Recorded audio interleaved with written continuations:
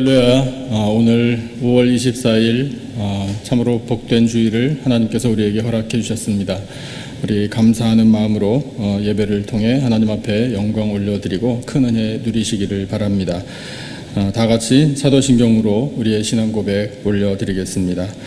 전능하사 천지를 만드신 하나님 아버지를 내가 믿사오며 그 외아들 우리 주 예수 그리스도를 믿사오니 이는 성령으로 잉태하사 동정녀 마리아에게 나시고 본디오 빌라도에게 고난을 받으사 십자가에 못 박혀 죽으시고 장사한 지 사흘 만에 죽은 자 가운데서 다시 살아나시며 하늘에 오르사 전능하신 하나님 우편에 앉아 계시다가 저리로서 산 자와 죽은 자를 심판하러 오시리라. 성령을 믿사오며 거룩한 공회와 성도가 서로 교통하는 것과 죄를 사하여 주시는 것과 몸이 다시 사는 것과 영원히 사는 것을 믿사옵나이다. 아멘. 다 같이 자리에서 일어나셔서 15장 하나님의 크신 사랑 이 찬송으로 영광 올려드리겠습니다.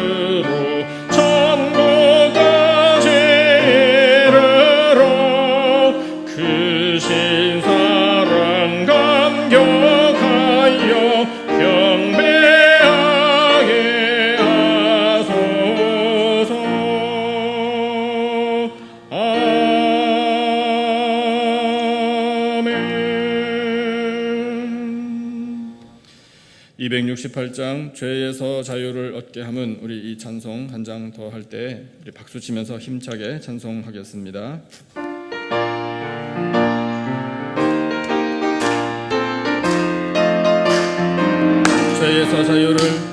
죄에서 자유를 얻게 함은 보혈의 능력 주의 보혈 시험을 이기고 승리하니 참 놀라운 능력이로다. 주의 보혈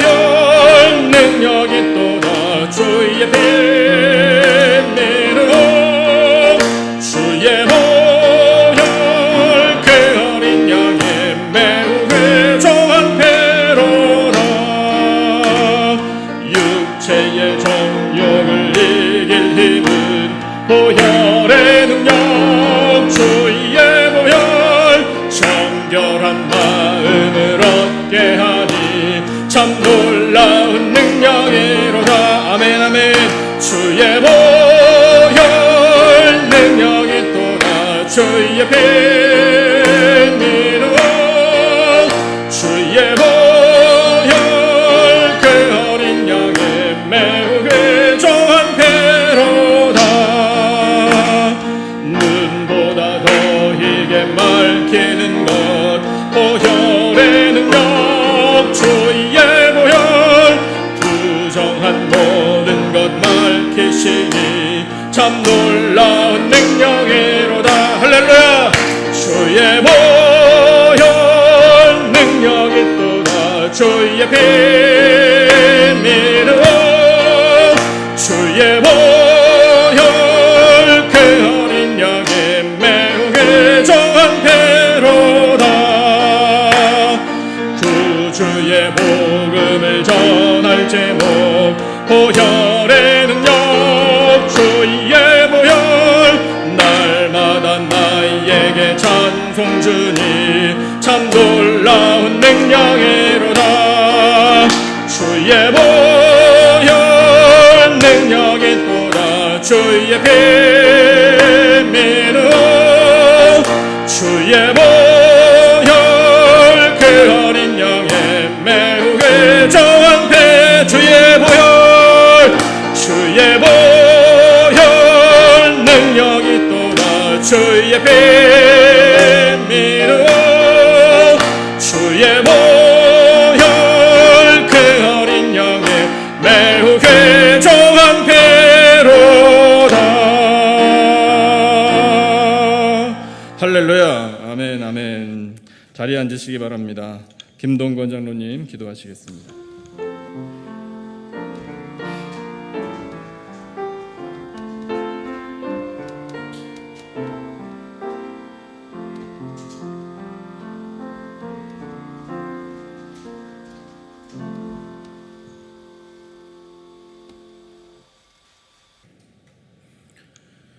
세상 만사와 인간의 기륭 화복을 주관하시는 나의 주 오직 신이신 여호와 하나님의 이름을 찬양합니다. 각자의 자리에서 각각의 사연대로 우리를 불러주시어 주님을 믿고 마음속에 모시고 살 수 있는 그리스도인으로 만들어주시니 감사합니다. 세상의 많은 사람 중에 지명하여 불러주시어 주님의 자녀 삼아 주셨는데 우리는 그 은혜를 저버리고 가르침에서 벗어나 구별된 삶을 살지 못했음을 고백합니다.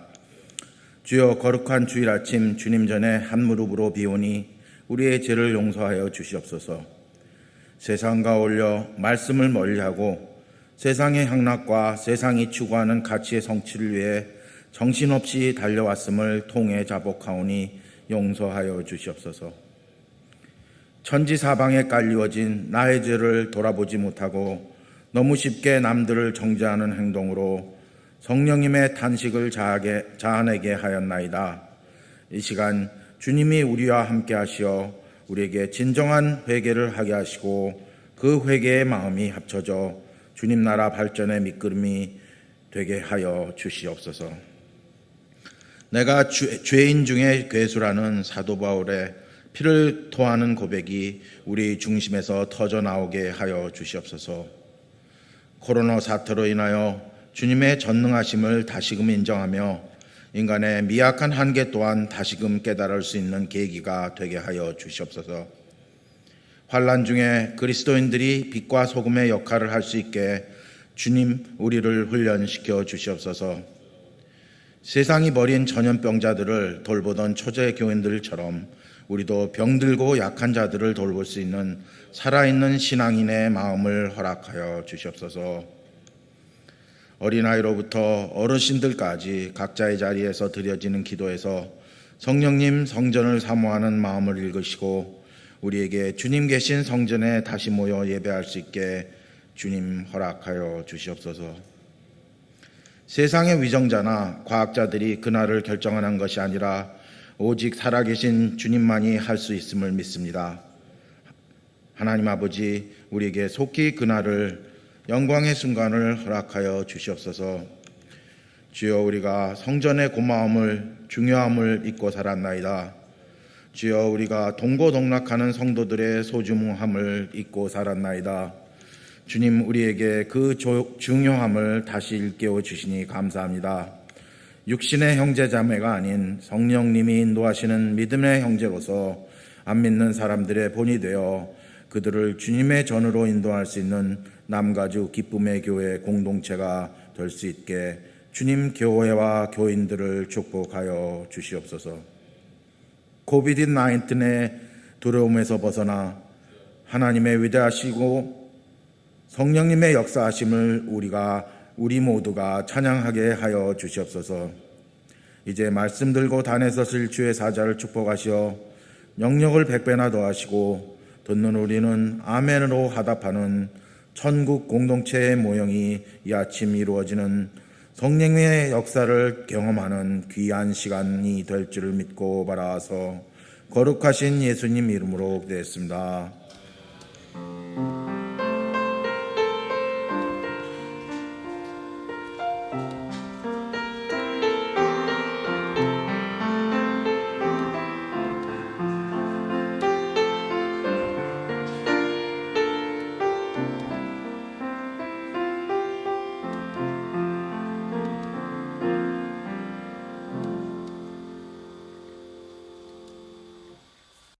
오늘 거룩하고 복된 주일에 하나님께서 우리에게 주시는 말씀 함께 보겠습니다. 신약 성경 로마서 1장 1절부터 7절까지의 말씀입니다.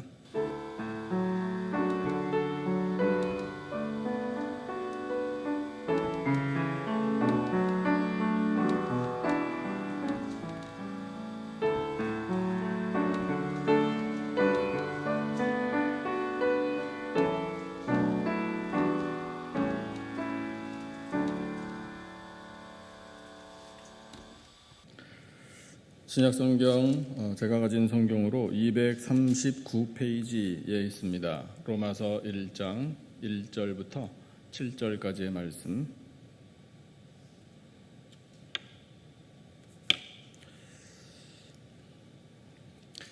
온라인으로 예배를 드리시는 모든 성도님들, 하나님 말씀 본문을 다 찾으신 줄 알고요. 제가 한 절, 우리 성도님들 한 절 이렇게 번갈아 가면서 읽겠습니다. 1절을 제가 먼저 읽겠습니다. 예수 그리스도의 종 바울은 사도로 부르심을 받아 하나님의 복음을 위하여 택정함을 입었으니 이 복음은 하나님이 선지자들을 통하여 그의 아들에 관하여 성경에 미리 약속하신 것이라. 그의 아들에 관하여 말을 하면 육신으로는 다윗의 혈통에서 나셨고 성결의 영으로는 죽은 자들 가운데서 부활하사 능력으로 하나님의 아들로 선포되셨으니 곧 우리 주 예수 그리스도시니라. 그로 말미암아 우리가 은혜와 사도의 직분을 받아 그의 이름을 위하여 모든 이방인 중에서 믿어 순종하게 하나니 너희도 그들 중에서 예수 그리스도의 것으로 부르심을 받은 자니라. 7절 함께. 로마에서 하나님의 사랑하심을 받고 성도로 부르심을 받은 모든 자에게 하나님 우리 아버지와 주 예수 그리스도로부터 은혜와 평강이 있기를 원하노라. 아멘. 로마서는 사도 바울이 제목 그대로 로마에 있는 성도들에게 보낸 편지입니다. 그런데 우리가 이 신약 성경에 나와 있는 편지의 형식으로 되어 있는 말씀을 대할 때마다 늘 생각해야 하는 것은 역사적으로 그 옛날에 바울이란 한 사람이 로마에 있는 사람들에게 보낸 편지, 그러니까 그렇게 역사의 한 페이지만 장식하고 끝나는 문서가 아니라 하나님께서 바울의 마음에 감동을 주셔서 로마에 있는 성도들에게 하나님의 마음을 편지로 보내신 것, 일단 그렇게 이해하고요. 오늘 이 말씀을 우리가 이제 듣지 않습니까? 그러니까 우리가 편지를 받는 거예요.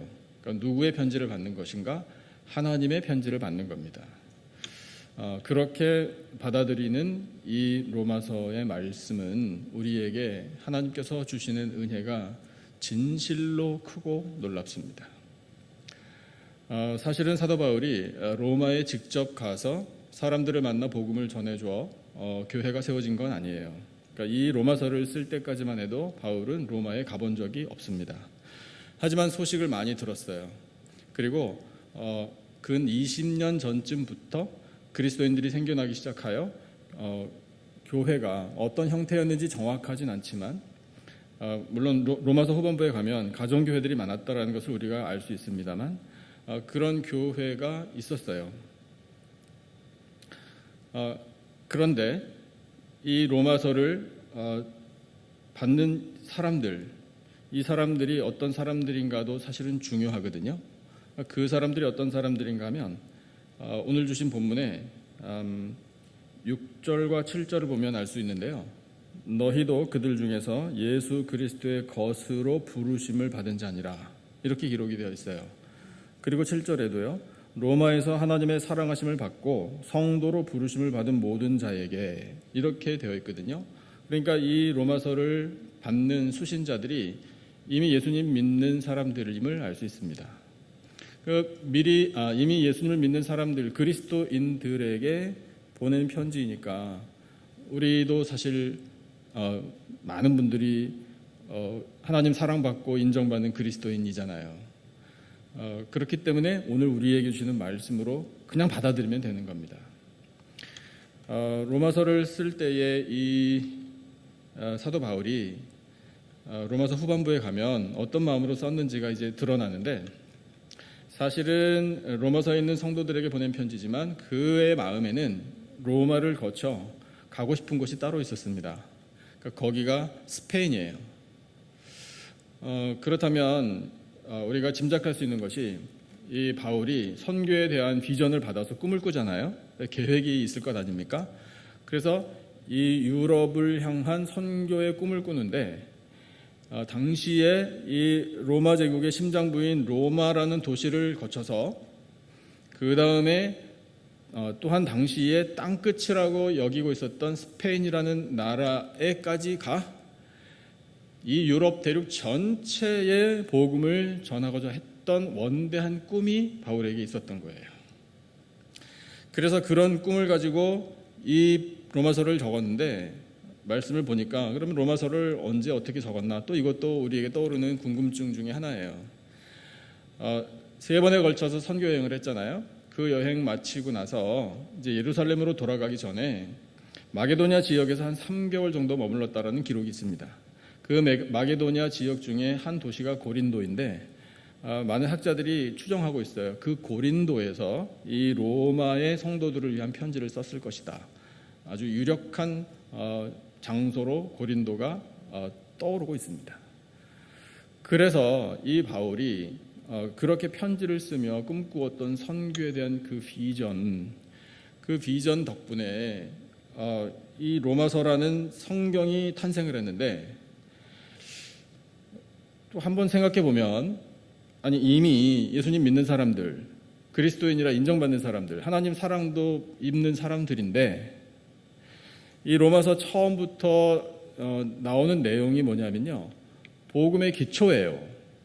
그래서 1장부터 11장까지는요 복음의 본질에 관한 내용입니다. 그 다음에 12장부터 16장까지는 그 복음을 받아들이고 믿음을 가진 사람들이 어떻게 살아야 할 것인가에 관한 말씀이에요. 그렇다면 한번 생각해 보십시오. 로마서를 받는 사람들의 입장에서요, 편지를 받았는데 그 열어서 읽다 보니까 처음부터 복음에 관한 기초의 내용이에요. 근데 그리스도인들이 받아요. 우리도 받아요. 복음의 기초라니, 뭐랄까 좀 늦은 거 아니에요?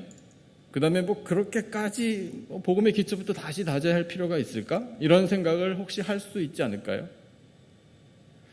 그런데 우리가 분명히 기억해야 할 사실은, 복음은 우리가 날마다 들어야 하는 진리의 말씀입니다. 복음을 계속해서 우리 가슴에 되새겨야 능력이 됩니다. 그 복음이 능력이 되어서 우리가 소위 자주 말하는 믿음으로 승리한다라는 그 일이 가능해지는 거예요. 우리가 대부분 참 감사한 것은 그리스도인이에요. 우리 성도입니다. 맞지요? 아멘 하신 줄로 믿습니다. 하나님 사랑을 이미 힘입은 사람들이에요. 복음 많이 들었어요. 그런데 복음의 기초부터 다시 들어야 한다고요? 이 일에 관해서, 이 상황에 관해서 절대로 자존심 상하게 생각하지 마시기 바랍니다. 그럴 분 한 분도 안 계시라고 생각해요. 내가 지금 신앙생활한 지가 몇 년인데, 우리 선조들로부터 지금까지 지켜온 신앙의 세월이 얼만데, 이러면서 복음의 기초부터 다시 듣는 건 정말 시간 낭비다라고 생각하시는 분은 한 분도 안 계시리라고 제가 알겠습니다. 복음의 기초부터 다시 들어야 해요. 그래서 그 기초가 든든해져야 돼요. 그 기초 위에 어떻게 살 것인가에 관한 하나님의 말씀을 들을 때 이제 그 말씀대로 살 수 있는 능력이 발휘되는 것입니다. 그런 의미에서 오늘부터 로마서 강해를 이제 시작하게 하신 하나님의 뜻이 있다고 믿습니다. 하나님께서 오늘 말씀의 제목을 이렇게 붙여주셨어요. 복음과 우리라는 제목으로 오늘 말씀을 전하게 하십니다. 복음과 우리라는 이 타이틀을 딱 대하면 또 우리에게 질문이 금방 떠오를 거예요. 복음하고 우리하고 무슨 상관인가? 무슨 관계인가? 이런 질문이요. 근데 그 질문에 관해서 하나님께서 오늘 말씀을 통해 답을 주고 계십니다. 이 답을 들으시면서 하나님 주시는 정말 크고도 놀라운 은혜를 누리시기를 축복합니다. 그러면 복음과 우리의 관계를 생각하기 위하여 우리가 가장 먼저 반드시 되새겨야 할 것은 복음이 무엇인가? 이것이에요. 그걸 분명히 알아야 되겠죠? 첫째, 복음은 이것이라고 오늘 본문에 우리에게 말씀하고 계시는데 화면에 보이시는 대로 같이 읽어주시면 감사하겠습니다. 다 같이요. 시작. 복음은 하나님의 약속입니다. 그러면 우리는 계속요. 약속을 성취하신 증거가 바로 우리 자신임을 깨달아야 합니다. 이 문구를 보시면서 이미 많은 것을 생각하실 수 있다고 생각이 돼요. 오늘 주신 본문요. 같이 한번 읽어볼까요? 2절입니다. 2절 우리 다 같이 한 목소리로 받들어 읽겠습니다. 시작. 이 복음은 하나님이 선지자들을 통하여 그의 아들에 관하여 성경에 미리 약속하신 것이라. 아멘. 복음이라는 이 단어는요. 신약 성경이 기록된 이 고대 헬라어로 유앙겔리온이라고 표현합니다. 그 단어가 어디에서 나왔는지 역사를 살펴볼 필요가 있습니다. 이스라엘 백성들이 바벨론의 포로로 사로잡혀 가서 오랜 세월을 보냈잖아요. 하나님께서 70년 세월을 약속하셨습니다. 때가 참에 이 하나님께서 드디어 그 약속을 성취하셨어요. 바벨론에서 페르시아로 중동의 패권이 넘어갔죠. 그 페르시아에 고레스라는 왕이 세워졌습니다. 그 고레스 왕의 마음을 하나님이 움직이셔서 이스라엘 민족을 포함한 모든 포로로 사로잡혔던 민족들을 고향 땅으로 다 보냈어요. 다 보내는데 고레스 왕을 통해 하나님께서 이스라엘 민족에게는 특별히 너희들은 고향 땅으로 돌아가 할 일이 있다. 무슨 할 일? 성전을 건축해야 한다. 이것까지 명령을 하게 하셨습니다. 역대하 36장 23절을 보면 이런 말씀이 있어요. 바사왕 고레스가 이같이 말하노니 하늘의 신 여호와께서 세상 만국을 내게 주셨고 나에게 명령하여 유다 예루살렘의 성전을 건축하라 하셨나니 너희 중에 그의 백성된 자는 다 올라갈지어다. 너희 하나님 여호와께서 함께 하시기를 원하노라 하였더라. 이렇게 기록이 되어 있거든요. 그러니까 이 일은 이스라엘 백성들에게 어떤 소식이었겠습니까? 최고로 기쁜 소식, 가장 좋은 소식, 하나님께서 구원을 우리에게 베풀어 주셨다라는 구원의 복된 소식이었던 겁니다. 그때부터 이 좋은 소식, 구원의 복된 소식이라는 말, 그 말을 이스라엘 백성들이 즐겨 쓰기 시작했어요. 그것이 복음이라는 단어의 기원입니다. 그런데 구약성경을 보면 사실 좋은 소식이라는 이 단어가 그 전에부터 나와요. 대표적으로요. 이사야 52장 7절을 보면 이렇게 하나님께서 말씀하십니다. 화면에 보이시죠? 우리 다 같이 한 목소리로 읽을까요? 시작. 좋은 소식을 전하며 평화를 공포하며 복된 좋은 소식을 가져오며 구원을 공포하며 시온을 향하여 이르기를 내 하나님이 통치하신다 하는 자의 산을 넘는 발이 어찌 그리 아름다운가. 이렇게 기록이 되어 있어요. 좋은 소식, 좋은 소식, 구원의 소식, 이사야 선지자를 통해서도 이미 가르쳐 주신 단어입니다. 잠언 25장 25절도 보면요, 이런 말씀이 있어요. 먼 땅에서 오는 좋은 기별은 목마른 사람에게 냉수와 같으니라. 이런 말씀이 있거든요. 좋은 기별이라. 이것도 좋은 소식이에요. 굿 뉴스입니다. 그러니까 그렇게 하나님께서 이미 선지자들을 통하여, 말씀을 통하여 좋은 소식이라는 단어를 가르쳐 주셨는데, 그 좋은 소식에 담겨 있는 하나님의 마음이 뭐냐면 약속이라는 거예요. 그 약속이 어떤 약속인가 하면, 하나님 많은 약속들을 백성들에게 주셨지만 그 약속 중에 가장 중요한 약속은 바로 메시아, 기름 부음을 받은 분을 우리에게 보내주시겠다라는 약속입니다. 그 메시아가 세상에 오셔서 하실 일이 뭐냐면 구원하시는 일이에요. 그래서 그 메시아에 관한 약속이 이사야 61장 1절에 대표적으로 기록이 되어 있는데, 제가 한번 읽어볼게요. 여러분 화면에도 보이시죠? 같이 한번 읽어보겠습니다. 이사야 61장 1절입니다. 다 같이 시작. 주 여호와의 영이 내게 내리셨으니 이는 여호와께서 내게 기름을 부으사 가난한 자에게 아름다운 소식을 전하게 하려 하심이라. 나를 보내사 마음이 상한 자를 고치며 포로된 자에게 자유를, 갇힌 자에게 노임을 선포하며 아멘. 아름다운 소식이라. 왜 아름다운 소식인가? 구원의 소식이기 때문에 그래요. 그 구원의 소식, 아름다운 소식을 세상에 전해준 분이 누군가 하면 바로 기름 부음을 받은 분, 메시아. 이 약속을 하나님께서 성취해 주셨습니다. 그래서 그 성취함으로 말미암아 우리에게 오신 메시아가 누굽니까? 바로 예수 그리스도이십니다. 메시아가 그리스도예요. 같은 뜻의 단어예요. 기름 부음을 받으신 예수. 그 예수님을 세상에 보내주신 덕분에, 하나님께서 약속을 성취하신 덕분에 오늘 우리가 죄사함과 구원의 은혜를 누리고 있어요. 그래서 하나님께서 그 약속하신 그 약속의 성취의 증거가 어떤 사람들인가 하면 바로 우리들 한 사람 한 사람이라 이 말입니다. 하나님께서 약속을 성취하신 증거가 오늘 여기에 있습니다. 예배를 드리고 있습니다. 비록 흩어져 있지만 한 마음으로 하나님께 영광을 올려드리고 있어요. 우리 한 사람 한 사람이 하나님의 약속의 성취의 증거임을 우리는 날마다 고백하며 찬양하며 영광 올려드려야 합니다. 이것이 바로 복음의 본질이에요. 이 복음을 우리에게 들려주시고 하나님께서 약속하셨다라는 사실을 또한 깨닫게 해주시고 그 약속을 성취하심으로 오늘 우리 한 사람 한 사람이 구원을 받은 하나님의 백성이 되었음을 인하여 감사하며 찬양할 때 하나님 기뻐하시고 그 기쁨을 우리에게도 허락해 주시며 복음의 능력까지 우리에게 내려주실 줄로 믿습니다. 두 번째, 복음은 어떤 것인가? 우리 분명히 알아야 해요. 복음의 핵심에 관한 말씀이에요. 화면에 둘째 보이시죠? 같이 한번 읽어주세요. 시작. 복음의 핵심은 예수 그리스도이십니다. 예수님을 믿는 믿음이 흔들리지 말아야 합니다. 우리가 복음을 받아 이제 이 말씀대로 지키면서 살아야 된다 이거예요. 복음의 핵심은 예수 그리스도이십니다. 오늘 주신 본문 같이 한번 읽어볼게요. 3절과 4절 두 절 말씀 같이 한 목소리로 받들어 읽겠습니다. 시작. 그의 아들에 관하여 말하면 육신으로는 다윗의 혈통에서 나셨고 성결의 영으로는 죽은 자들 가운데서 부활하사 능력으로 하나님의 아들로 선포되셨으니 곧 우리 주 예수 그리스도시니라. 아멘. 2절에 하나님께서 약속을 주실 때 누구에 관한 약속인가 말씀하시죠? 그의 아들에 관한 약속이라. 이 말씀에 대하여 더 자세히 가르쳐 주시는 말씀이 3절과 4절이에요.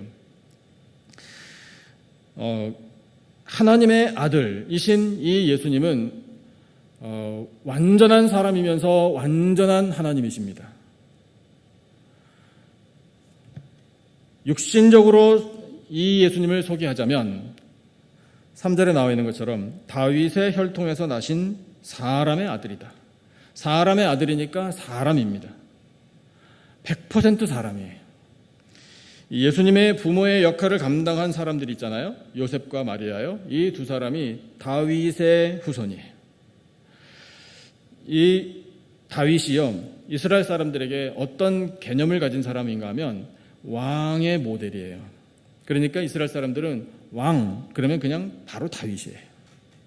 하나님께서도 그런 마음으로 표현하셨어요. 열왕기 상하와 역대 상하 말씀을 가만히 보면은요, 왕들을 하나님께서 평가하시는 말씀들이 많이 나오잖아요.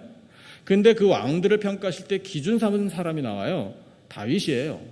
그러니까 왕들 중에 왕 노릇을 잘한 사람을 두고 하나님께서는 다윗처럼 왕 노릇했다 이렇게 말씀하시고요. 왕 노릇을 제대로 못한 사람, 악한 왕들에 대해서는 다윗처럼 하지 않았다 이렇게 말씀하셔요. 그만큼 하나님께서도 이 다윗을 왕의 모델로 삼으셨습니다. 그러나 다윗도 한 사람의 연약한 인간이어서 완벽한 것은 아니었습니다. 그러면 하나님께서 도대체 다윗의 어떤 면을 보시고 이 다윗이야말로 왕의 모범이다, 모델이다 이렇게 말씀을 하셨을까요? 그의 삶에 있어요. 그의 중심의 태도에 있었던 거예요. 완벽하기 때문이 아니라 부족한 줄 알기 때문에 하나님의 은혜를 구했던 거예요. 그리고 하나님의 마음을 알기를 원했고 하나님을 찬양하며 경배하고 말씀대로 순종하는 삶을 사는 데에 최선을 다했던 사람이 다윗이에요. 그 마음을 가지고 하나님께서 백성을 사랑하듯이 이 왕의 마음이 하나님의 마음을 닮아 백성을 사랑하는 왕이 되었기 때문에, 그것이 바로 하나님의 뜻대로 왕 노릇하는 사람이었기 때문에 하나님께서 다윗을 왕의 모델로 삼아주셨던 거예요. 그런데 그 다윗이 어떤 역할을 하게 됐나, 영적으로 세상에 오실 왕 중의 왕 예수 그리스도를 미리 보여준 예표가 된 겁니다.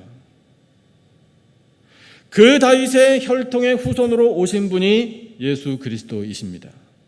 그래서 예수님께서 사람의 아들로 태어나셔서 하신 일이 있어요. 뭘 하셨는지 우리 다 잘 알고 있습니다. 하지만 가슴에 되새겨야 돼요. 철저히 사람이 되어주셔서 우리의 입장이 되어주셨는데, 그 영적인 의미 중에 가장 중요한 것은 죄인의 입장이 되어주신 거예요. 죄인의 입장이 되어주신 것이 죄인인 우리들의 모든 죄짐을 한 몸에 짊어지신 것을 말해요. 그리고 그 죄의 짐, 그 죄의 대가를 십자가에서 치러주신 거예요. 십자가에서 죽으신 거예요. 그 죽으심은 죄인인 우리 대신 당하신 형벌, 대신 치러주신 죄의 대가입니다. 그 일을 하시기 위하여 예수님은 사람의 몸을 입고 세상에 오셨던 거예요. 하지만 우리는 분명히 알아야 합니다. 모든 죄를 한 몸에 짊어지셨지만 예수님이 죄인은 아니셨어요. 참으로 무기력하게, 참으로 허약하게, 아무것도 할 수 없는 모습으로 사람들의 손에 의하여 그냥 아무 저항도 제대로 한번 하지 않으시고 십자가 달려 돌아가신 예수님이 자기의 죄값을 치러서 십자가에 달려 죽었다라고 평가받을 일이 아니었다고요. 죄인을 대신하여 죄인의 입장이 되어서 그 죄의 값은 치르셨지만 죄는 없으셨습니다. 히브리서 말씀 4장 15절에 하나님께서 이렇게 선포하고 계셔요. 우리에게 있는 대제사장은 우리의 연약함을 동정하지 못하실 이가 아니요 모든 일에 우리와 똑같이 시험을 받으신 이로되 죄는 없으시니라 선포하고 계십니다. 예수님은 또한 동시에 완전한 하나님이십니다. 사람의 아들은 사람이잖아요. 그러면 하나님의 아들은 누굴까요? 하나님이에요.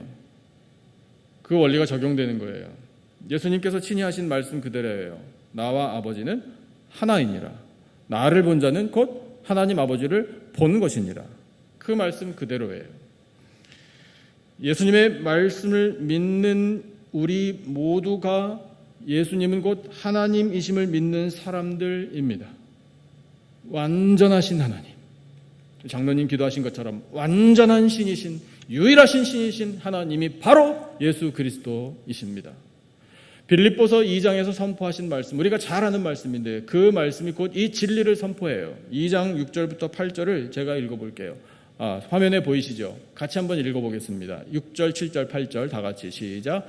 그는 근본 하나님의 본체시나 하나님과 동등됨을 취할 것으로 여기지 아니하시고 오히려 자기를 비워 종의 형체를 가지사 사람들과 같이 되셨고 사람의 모양으로 나타나사 자기를 낮추시고 죽기까지 복종하셨으니 곧 십자가의 죽으심이라. 아멘.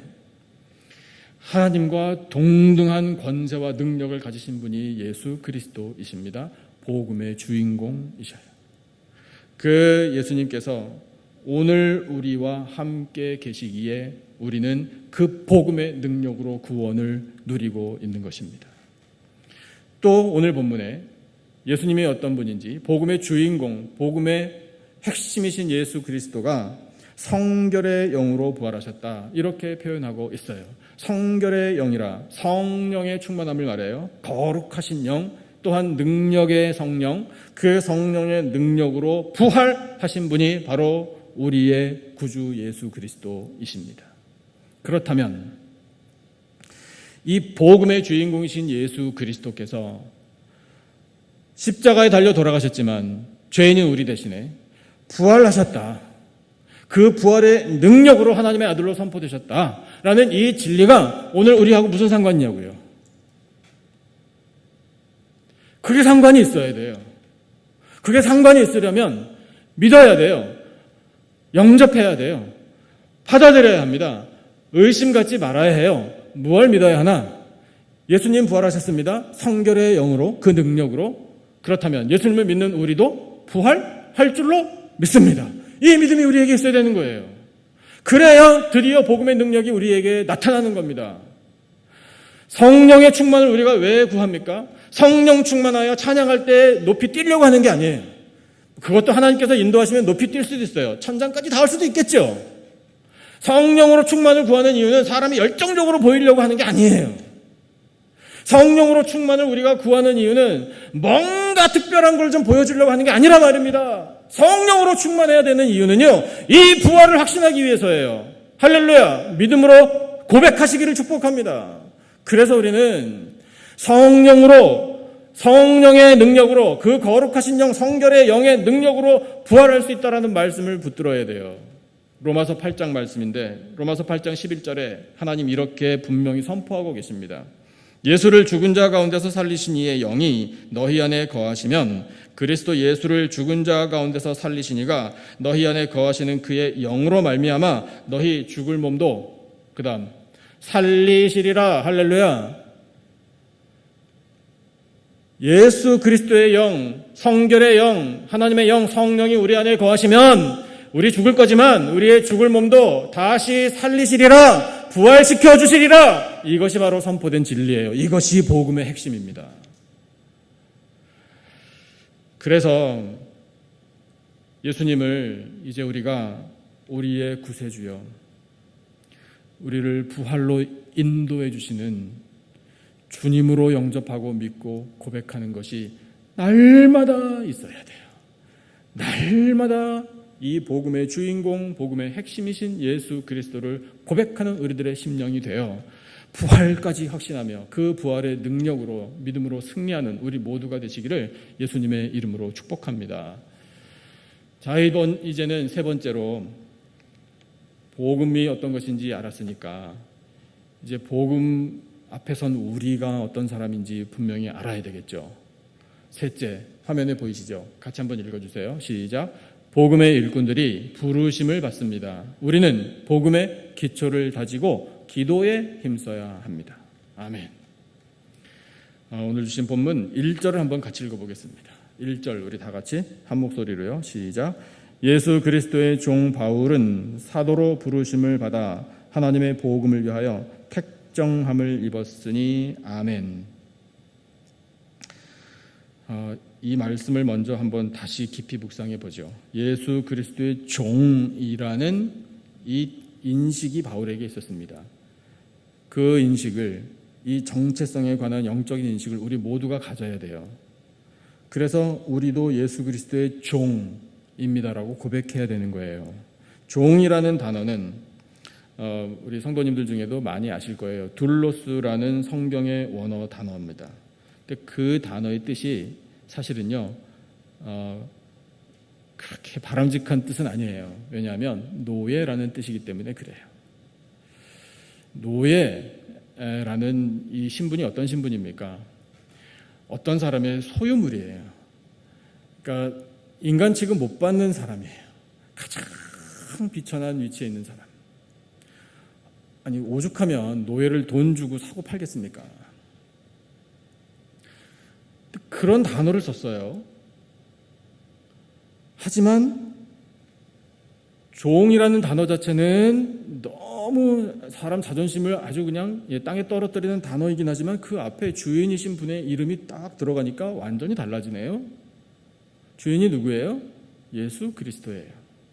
예수 그리스도께서 값을 지불하고 사셨다, 나를.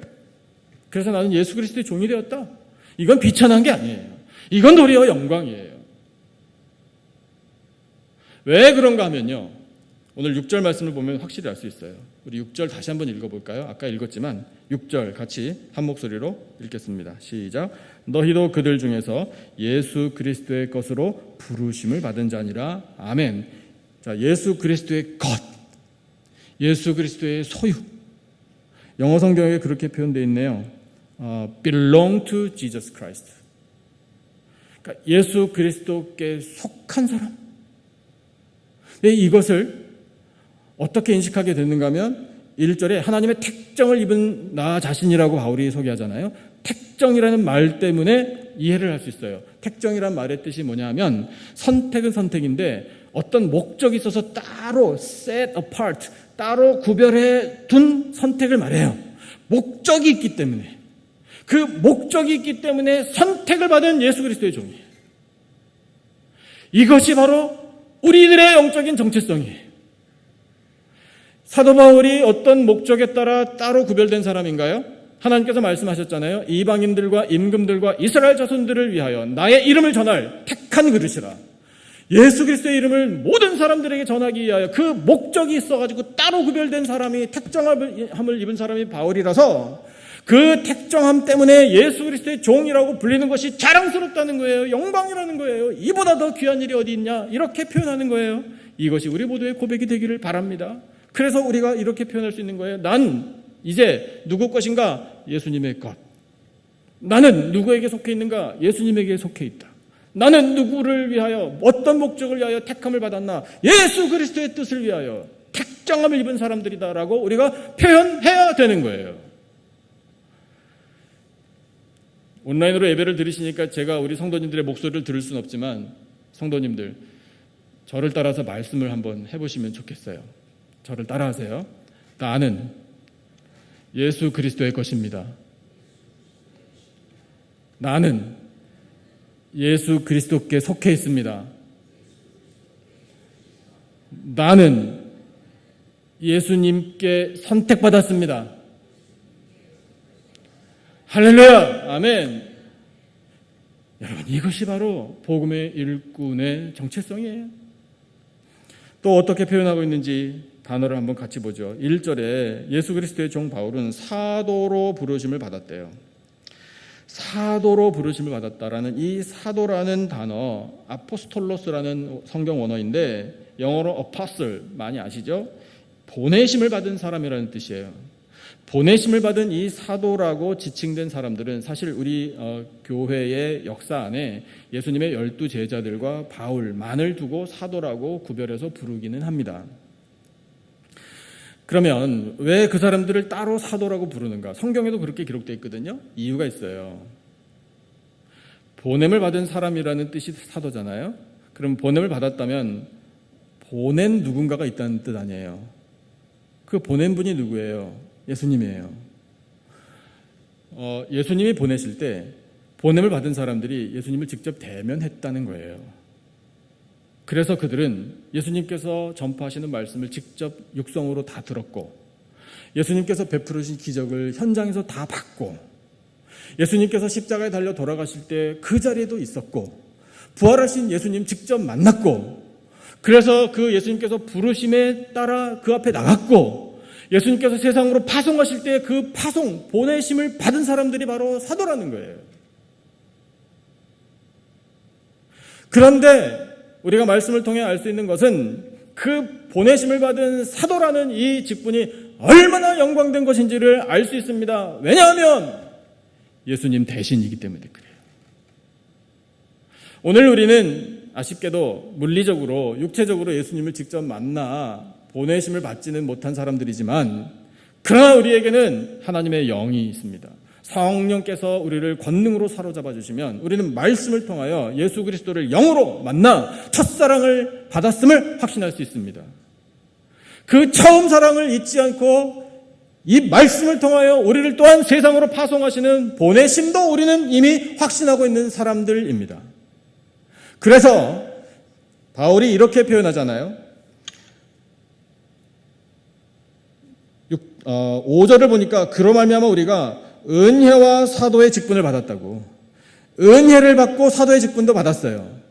바울도 은혜 받았고 로마에서 이 편지를 받은 사람들도 은혜를 받았고 우리도 은혜를 받은 사람들이에요. 이제 번음을 받은 사람들은 이거를 어떻게 해야 되나, 나는 전도하는 체질이 아닌데, 나는 만나는 사람들이 다 교회 다닌다 그래서 아무리 복음을 전하고 싶어도 전하기가 참 힘든데, 이렇게 하면서 회피하려고 하는 마음 요만큼도 없고요.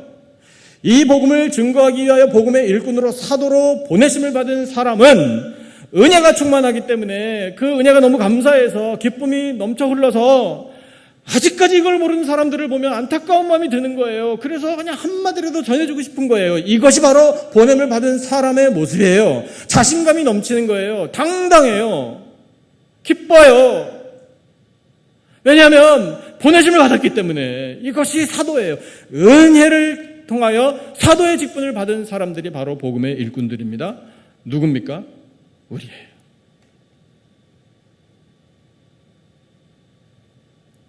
그래서 우리는 오늘을 살아가는 우리들이 복음을 통하여 믿음을 갖게 되었고 예수님을 영접하고 나는 예수님의 것이라고 고백을 하면서 은혜를 받은 사람답게 세상에 나가 복음을 전파하는 사명을 받는, 또한 그 사명을 감당하는 보냄을 받는 이 시대의 사도들과 같은 사람들이 된 겁니다. 얼마나 영광된지 모르겠어요. 얼마나 감사한지 모르겠어요. 이렇게 부족하고 연약하고 정말 능력도 갖추지 못한, 아는 것도 별로 없는 이런 사람을 하나님께서 귀하게 들어쓰시고 하나님의 뜻을 이루는 데에 사용해 주시니 얼마나 감사합니까? 비록 우리는 지금 한계에 부딪혀서 사람 만나기도 힘들고 복음을 마음껏 전파할 만한 상황은 비록 아니지만, 그럼에도 불구하고 우리는 이 복음을 날마다 듣고 이 복음을 우리 가슴에 새김으로 잘 준비하고 있어야 돼요.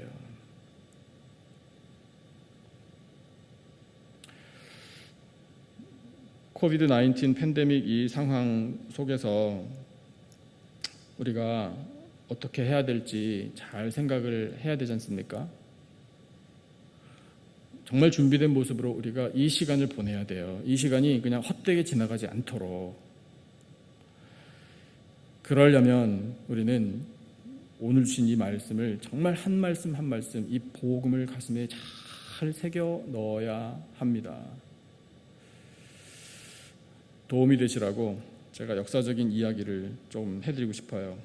사도 바울 당시에 이 로마에 어떤 일이 있었나 많은 분들이 아시겠지만 다시 한번 되짚어 봤으면 좋겠습니다. 그리스도인들에 대한 박해가 극심했습니다. 역사적인 기록을 제가 한번 읽어볼게요. 로마는 그 당시 반기독교 세력의 중심지였다. 예수님을 십자가에 못 박아 죽인 정치 세력의 심장부였다. 그리고 그리스도인들에 대한 악독한 박해가 황제들에 의해 자행된 곳이었다. 로마의 역사가 타키투스는 주후 64년 네로 황제 당시의 극심한 박해의 양상을 다음과 같이 기술했다. 그림을 좀 띄워주시고 그림 보시면서 제가 읽어드리는 이 구절들을 들으시면 좋겠어요. 그리스도인들은 갖가지 조롱을 받다가 죽임을 당했으니 동물의 가죽에 쌓여 개들에게 물려 찢기기도 했고 십자가에 못 박히거나 화형에 처해지기도 했다. 밤에 이들은 네로 황제의 정원을 밝히는 횃불의 연료가 되기도 하였다. 네로는 이 장관을 위해 자기 정원을 개방하여 서커스 공연까지 했고 전차를 타고 다니며 군중들과 어울리기도 했다. 로마는 그 당시 대표적인 악의 축이었다. 그림 없으세요? 죄송해요. 그 상황을 표현한 그림들이 인터넷에 많이 있어요. 우리 성도님들 한번 찾아보시면 좋겠어요. 로마의 기독교 박해 뭐 이런 식으로 한번 해보시면 정말 끔찍해요. 말 그대로요. 어떻게 사람을 이 십자가 높은 데 묶어가지고 거기에다 불을 붙여가지고 밤새도록 불 밝히는 연료로 사용하고, 잘 아시죠? 로마의 콜로세움에 사람들, 그리스도인들을 모아놓고 굶주린 사자들 풀어가지고 마음껏 잡아먹게 한 그와 같은 일들을 보고 좋아라고 희희낙낙하고 했었던 일들이 바로 그리스도인들이 바울이 로마서를 쓸 당시에 또한 그 이후에까지 겪었던 박해입니다.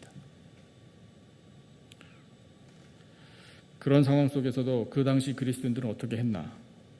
목숨 걸고 믿음 지켰어요. 배반하지 않았어요.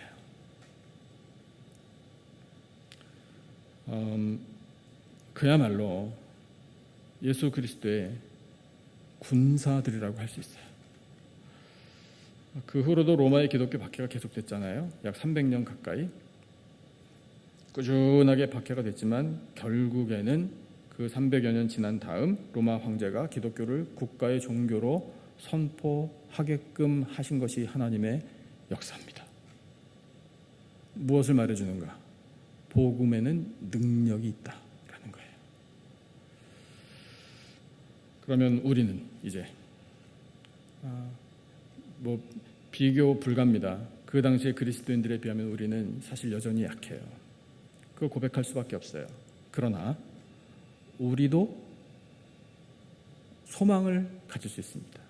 그러니까 우리도 사명을 감당하고자 하면 성령께서 우리에게 능력을 베풀어 주셔요. 우리가 처한 이 상황, 코비드-19 팬데믹이라는 이 상황을 우리가 이해하고 극복하는 데 있어서 복음이 무슨 도움이나 또는 어떤 능력이 될 수 있을까? 고민이 사실 돼요. 근데 생각해 볼 수 있어요.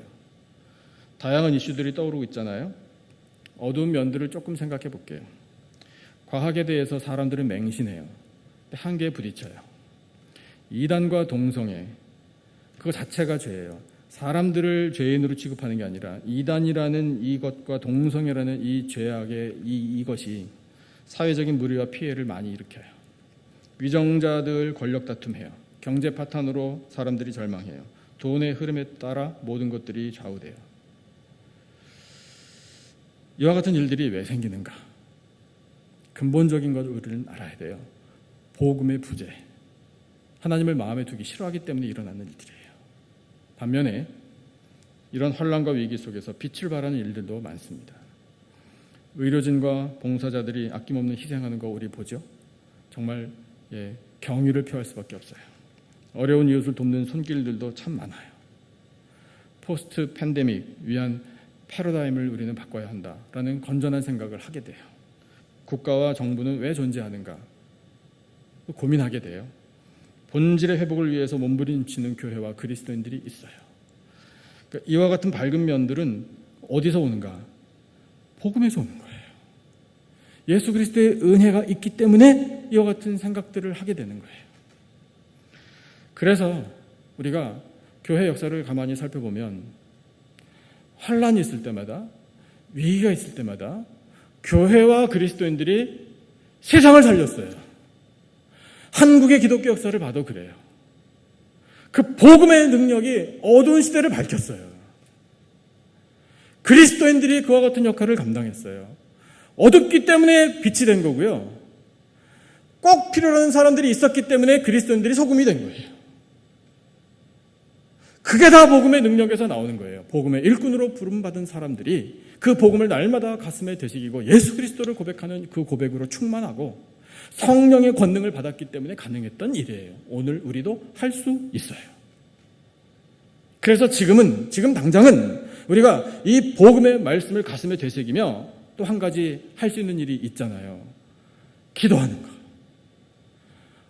어떻게 기도하고 계시나요? 우리 어쩌면은 말하지 않아도 다 같이 공감하는 기도의 제목이 있을 거예요. 하나님께서 이 환난을 속히 거두어 주시기를, 그래서 모든 것을 속히 회복시켜 주시기를, 아름다운 성전에 함께 모여서 예배하는 그날이 오기를, 피해를 입은 우리 삶의 터전에도 하나님의 은혜와 복이 다시 임하기를. 많은 사람들이 정말 하나님을 두려워하고 그 하나님의 주권 앞에 무릎을 꿇고 예수 그리스도의 복음 앞에 회개하고 회심하고 돌아오게 되기를, 그래서 하나님의 영광을 선포하는 그 일이 무리바다 덮음같이 온 세상 가운데 퍼져나가기를 간절한 마음으로 우리가 기도하게 될 거예요. 또한 우리 지금 만나지는 못하지만 내가 이 상황 다 풀리면 그 사람부터 만나서 복음 전해야 되겠다라고 마음 먹고 준비하는 거예요. 뭐라고 말할 것인가?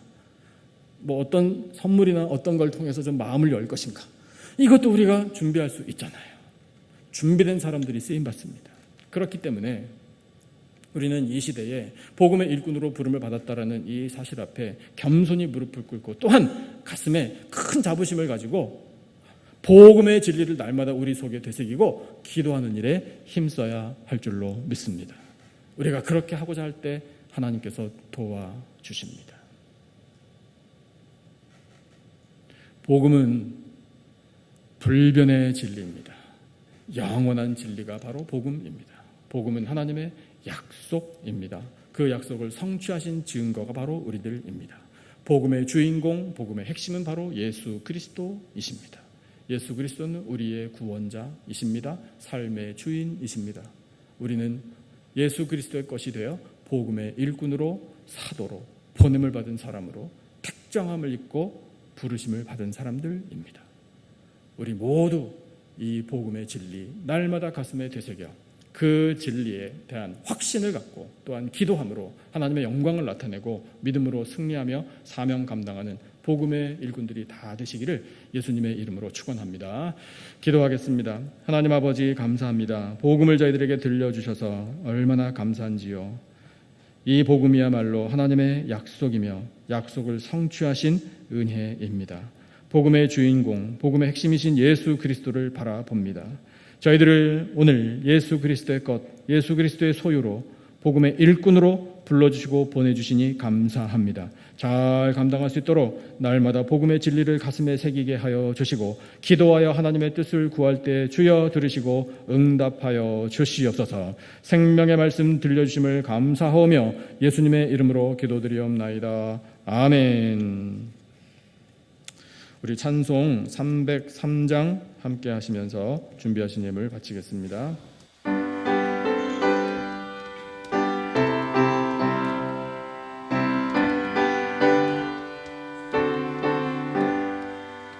날 위하여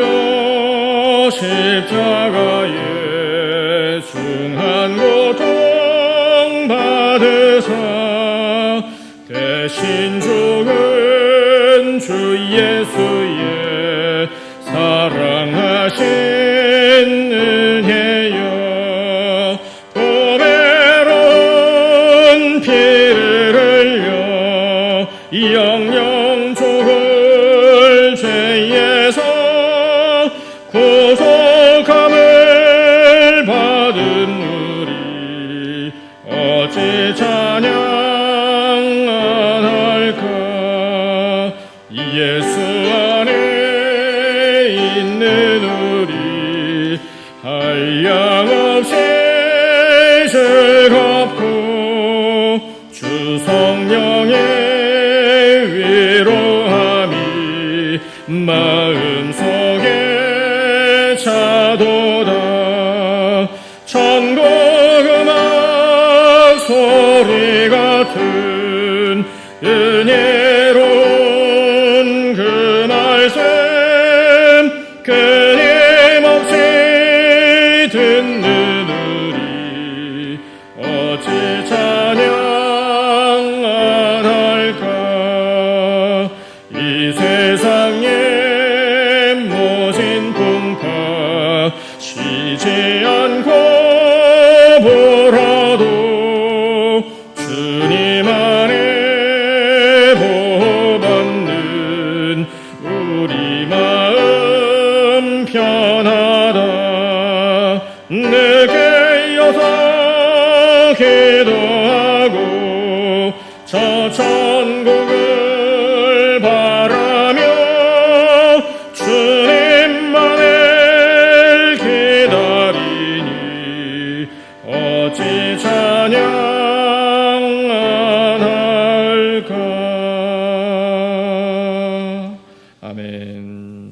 기도하겠습니다. 하나님 아버지, 이 거룩하고 복된 주일에 하나님 앞에 예배를 드릴 때에 귀한 예물, 정성된 예물을 준비하여 바치게 하시니 감사합니다. 10의 1 하나님의 것 따로 구별하여 드리며 저희들에게 베풀어 주신 놀라운 은혜, 함께 해주신 은혜가 감사해서 예물로 감사를 표하며 하나님 나라 영광을 위하여 이 모든 예물들을 바치오니 아버지 흠향하여 주시옵소서. 하나님, 사랑하시는 백성들이 흩어져 살아가는 동안에 참으로 힘들고 괴로운 일들이 있을지라도 하나님께서는 사정을 잘 하시니 위로하여 주시고 새 힘 부어 주시옵소서. 삶의 터전 지켜주실 줄로 믿습니다. 혹시나 피해를 입은 곳 있다면 하나님께서는 모든 것을 다 아시오니 주여 은혜로 채워주시고 복의 복으로 회복시켜 주시옵소서. 하나님, 사랑하시는 우리 교회에 재정의 부족함이 없기를 원합니다. 이 환난의 때를 넉넉히 이겨낼 수 있도록 능력 베풀어 주시기를 원합니다.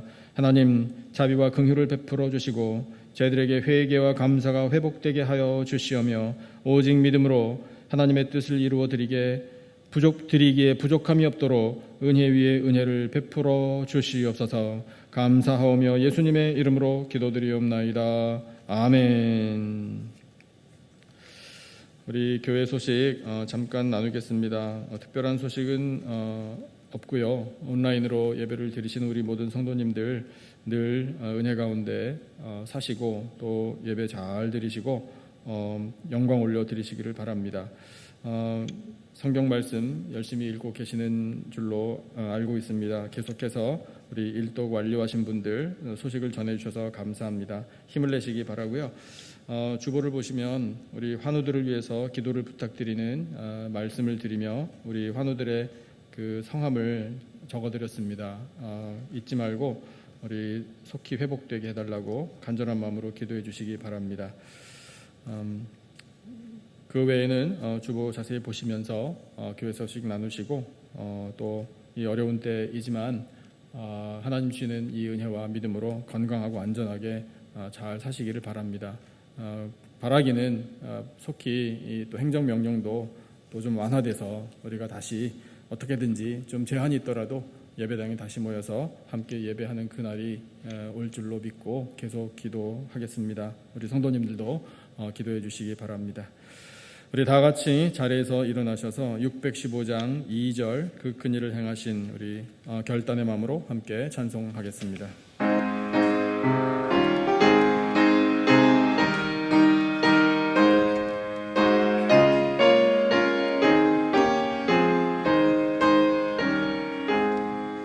그 큰일을 행하신 하나님께 주 예수님 인하여 기뻐하네. 주 예수님 우리가 만날 때엔 그 기쁨을 어디에 비하리요. 우리 주 높이세 말씀 듣고 우리 주 높이세 모두 기뻐하며 주 예수님이 믿어 하나님께 그 행하신 큰 역사 찬양하세.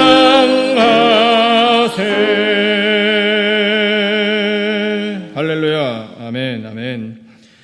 여호와는 내게 복을 주시고 너를 지키시기를 원하며 여호와는 그의 얼굴을 내게 비추사 은혜 베푸시기를 원하며 여호와는 그 얼굴을 내게로 향하여 드사 평강 주시기를 원하노라. 지금은 우리 구주 예수 그리스도의 은혜와 하나님 아버지의 사랑과 성령님의 교통하심이 복음을 들려주신 하나님의 은혜 앞에 감사하며 복음의 일꾼으로 사명 감당하여 영광 올려드리며 승리하며 살 것을 다짐하는 예배드린 모든 백성들 위에 세워주신 우리 교회와 이 나라와 온 열방 위에 지금으로부터 영원토록 함께 하시기를 간절히 축원하옵나이다. 아멘.